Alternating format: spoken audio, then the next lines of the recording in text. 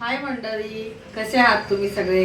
तर आज मी कढी, भजी, पापड आणि भात असा बेत केलेला आहे. तर मी तुम्हाला त्याची आता रेसिपी दाखवते. तर आता हे मी भजीचं पीठ कालवते आहे. तर हे मी तुम्हाला दाखवते. हे अशा प्रकारे आहे. यात मी बेसन, कांदा, हिरवी मिरची आणि ओवा, जिरा आणि आपले मसाले असं सगळं घालून हे मी पीठ बनवून घेतलेलं आहे भजीचं. आता आपण कढी होईपर्यंत याला भिजत ठेवूया.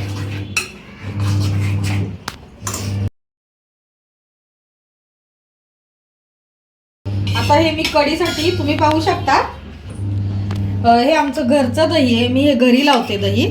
तर या दह्याची आता मी कढी बनवणार आहे. बघा किती दाटसर आहे, तुम्ही पाहू शकता किती दाट आहे, खूपच दाट आहे. हे मी घरी लावते दही. आता मी हे दही आहे, यात बेसन घालून थोडी हळद घालून मी ह्याचं हे करून घेते. आता या दहीला आपण छान हळद, बेसन आणि ते घालून घोटून घेऊया.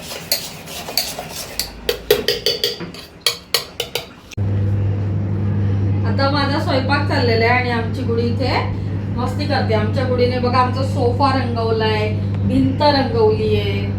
ती अशी सगळी मस्ती करत असते. बघा भिंत कशी केली, सोफ्याला पूर्ण कलर करते. आता आम्ही हळद आणि दही आणि बेसन टाकून याला छान फेटून घेऊयात आपण. आता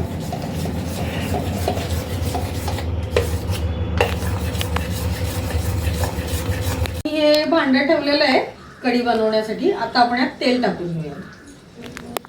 आता मी हे तेल तापायला ठेवलेलं आहे. आता यामध्ये आपण राई, जिरा, कढीपत्ता आणि हे मी हिरवी मिरची, लसूण, जिरा आणि हे मी ह्याच्यामध्ये खलबत्त्यामध्ये कुटून घेतलेलं आहे. हे आपण यात घालून मग याला फोडणी देऊन घेऊया.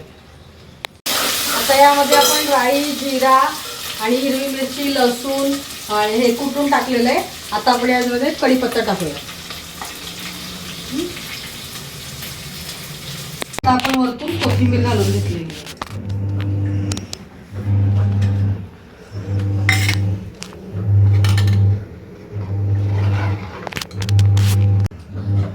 आता आपली कढी झालेली आहे, तुम्ही पाहू शकता. आता आपण ह्याला थोडी शिजायला ठेवूया, म्हणजे दाट होईपर्यंत. तोपर्यंत आपण भजी तळून घेऊया.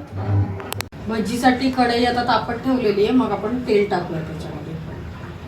आता माझी भजी तळण्याचं काम चालू आहे. आता आपण याला काढून घेऊया.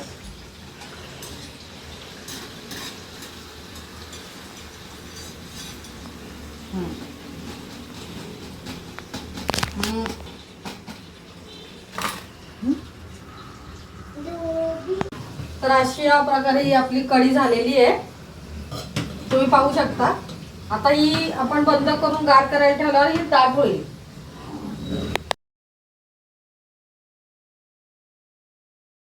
आता मी हे पापड तळून घेते.